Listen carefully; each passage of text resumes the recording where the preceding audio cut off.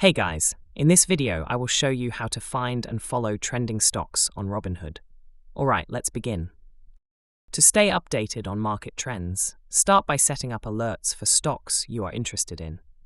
This helps you track price changes and market movements in real time.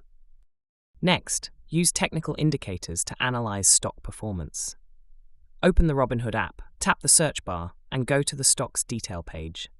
Here you can review different stocks and open the advanced chart view by tapping the expand icon. In the advanced chart view, you can add, remove, and customize technical indicators such as moving averages and RSI. Once you have configured the indicators, save your preferences to apply them to other stocks or cryptocurrencies.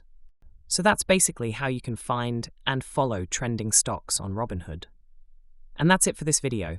If you find this helpful, consider subscribing and giving this a big thumbs up. Thanks.